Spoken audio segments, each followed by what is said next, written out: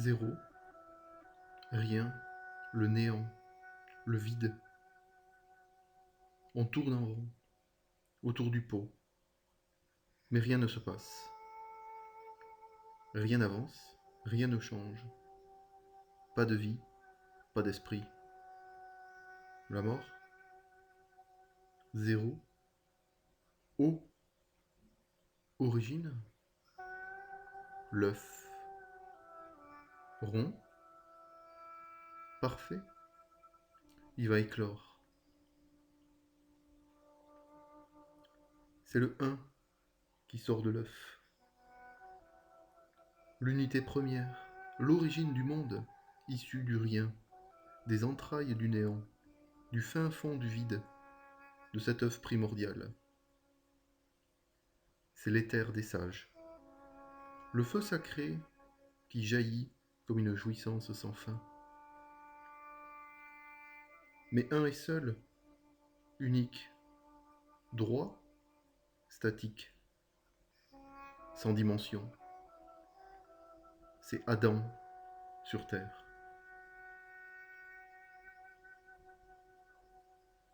Alors du 1 est extrait son parallèle. 2. C'est le deuxième 1. Le deuxième mont.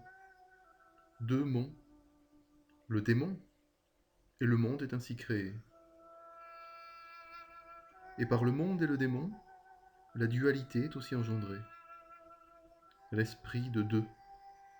Féminin, masculin. Positif, négatif. Blanc, noir. Bien, mal. 2. Après la création d'Adam, 1, c'est Ève qui est créée à partir de lui, de 1. Mais le 2, sans rien, mais rien. Droit, tous les deux. Parallèles, sans se toucher, sans se croiser. Adam et Ève ont besoin de distraction, de plaisir. Le 2 a donc besoin d'un feu secret, d'un catalyseur pour créer. C'est bien la rencontre de ces deux parallèles, le serpent, S, qui est quasiment le même symbole que le 2, qui va créer ce feu secret et les rendre amoureux. 2, avec le S, le serpent, c'est aussi le dollar, à l'origine de bien des créations, mais aussi surtout de nos jours de destruction. C'est bien cela, le monde, l'argent, créateur et destructeur, le dualisme de l'argent, où le bien et le mal y sont attachés et combattent à jamais. Ce catalyseur, ce feu secret, ajouté à 2, ça fait 3. 3. La Trinité, le Père, le Fils et le Saint-Esprit, pour la naissance de l'enfant roi. C'est le sel des philosophes, la terre adamique. 3. La lance, l'armure et le bouclier.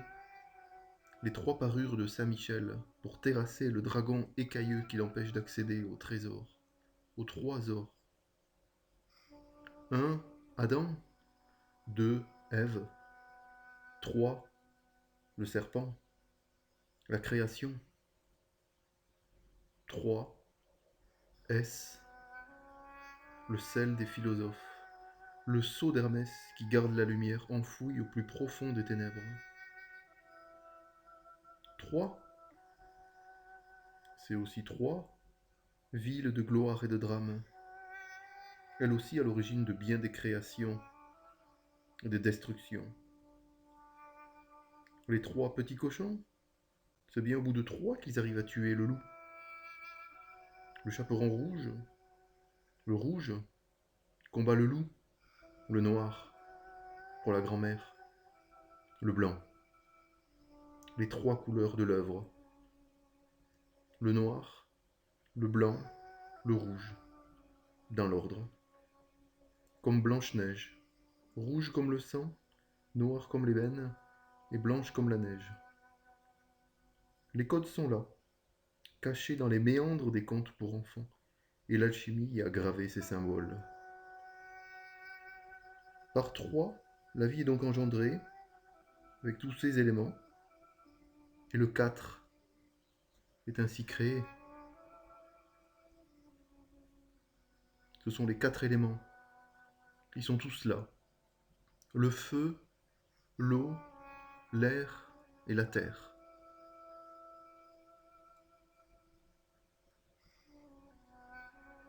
À partir de ces 4 éléments, tout est possible. Et celui qui est fort, qui maîtrise les 4 éléments, F, le feu, O, l'eau, R, l'air, et T, la terre, fort, pourra ainsi avoir accès au 5e en dépensant les éléments primaires. 5, c'est la quintessence, la conjonction des 4 éléments réunis par l'être fort. C'est la pureté absolue, le Graal, le symbole, mais attention, derrière le symbolique, il y a le diabolique. Mélangé à l'unité, marié à elle, c'est le 6. 5 plus 1. Une nouvelle unité liée à la perfection absolue. 2 fois 3. La création de la création. Le saint des saints, le roi des rois. Le 6, c'est le temps et l'espace qui sont ainsi créés et fortement liés. Le temps, on le voit bien, 6 y est partout.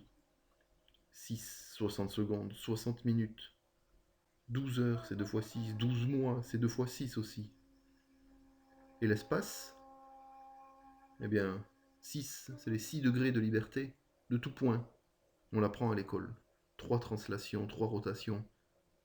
La liberté, dans l'espace et dans le temps, c'est bien ce chiffre. 6. Et de 6 naîtra 7, le cycle, après la création du temps et de l'espace. Les 7 jours de la semaine, les 7 notes primordiales, les 7 jours des phases de la Lune, les 7 matériaux, les 7 planètes. Tous les 7 ans, les cellules de notre corps ont complètement régénéré. Mais c'est aussi les 7 nains dans Blanche-Neige qui cherchent la matière première dans la grotte pour ensuite la trouver au travers des 3 couleurs de Blanche-Neige. Les couleurs de l'alchimie, de l'œuvre, noir, blanc, rouge. Les 7 péchés capitaux, les 7 merveilles du monde. Le cycle. Du cycle 7, ainsi créé à partir du temps et de l'espace, 6. Et en cyclant encore et encore, on pourra atteindre l'infini du temps et de l'espace.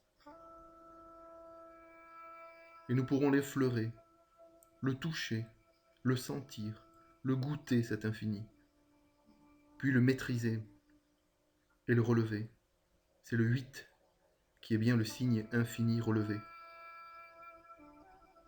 Et de là le 9 pourra jaillir. 9.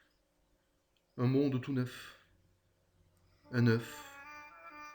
C'est le retour à l'œuf primordial. Les 9 têtes de l'hydre qui a été vaincu dans les entrailles de la terre pour un monde tout neuf. Un nouveau monde, un nouveau départ, une terre nouvelle. Dépasser le 9 et donc recommencer en associant les chiffres primordiaux qui ont été ainsi créés. Un nouvel œuf, 1 et œuf, 1 et 0 c'est 10. C'est une fin pour un nouveau début.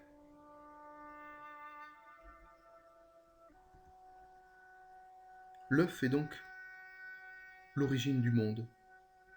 Ce chaos biblique, issu des entrailles de la vie, est diaboliquement scellé comme dans l'Athanor des alchimistes. Et de ce chaos tout jaillira. L'unité, la dualité, le feu secret, les 4 éléments, le Graal, la liberté, le cycle, l'infini, puis le retour à un nouvel œuf, tout neuf. Tel est le cycle du monde et de la vie, de 0 à 9.